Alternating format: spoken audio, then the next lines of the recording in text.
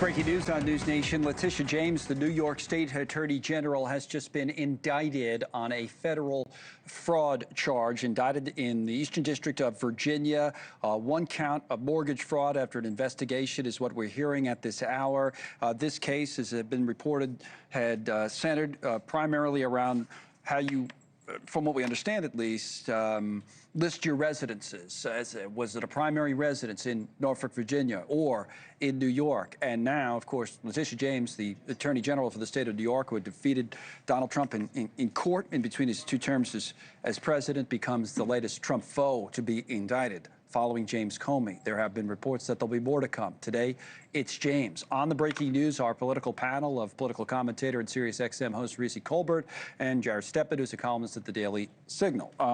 Reese, up first, thoughts as Tish James gets indicted. This is a disgrace. This is more evidence of Donald Trump's revenge retribution tour. He went prosecutor shopping to get these trumped up charges.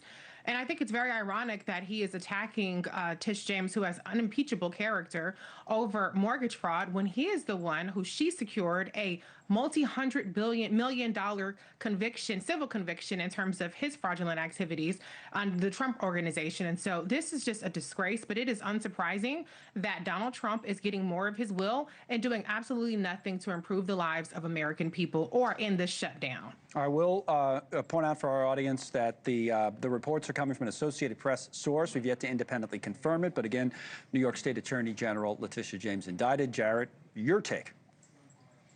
Yeah, I mean, if what Letitia James said during her going after now President Donald Trump, that nobody is above the law, if she did, in fact, break the law in this case, there's no reason why the Department of Justice wouldn't go after Letitia James. So I find it very unconvincing that those people who said nothing as the Department of Justice was weaponized against President Donald Trump and many of his close associates are so up in arms now.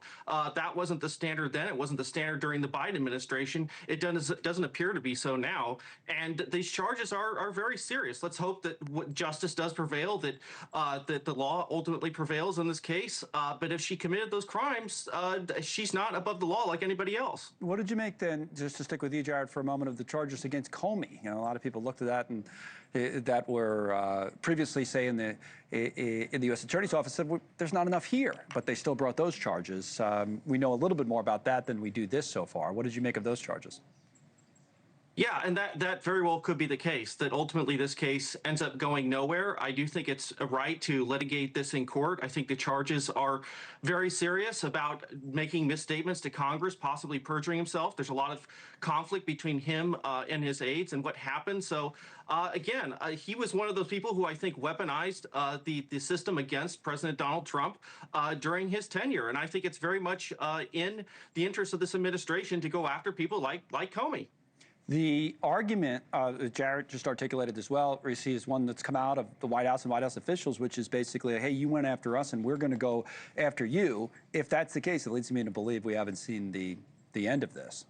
Well, no, we haven't seen the end of it. But what I would like to point out is that this administration has gone after their own people that they have appointed. The person who was walked out prior to this inexperienced prosecutor being put in was somebody that Donald Trump put in that position. And they investigated, the Donald Trump DOJ investigated this, and they could not find prosecutors to prosecute James Comey or to prosecute Tish James until they brought in somebody who has zero prosecutorial experience. And so if you want to talk about the weaponization of the DOJ, this is a prime example of that.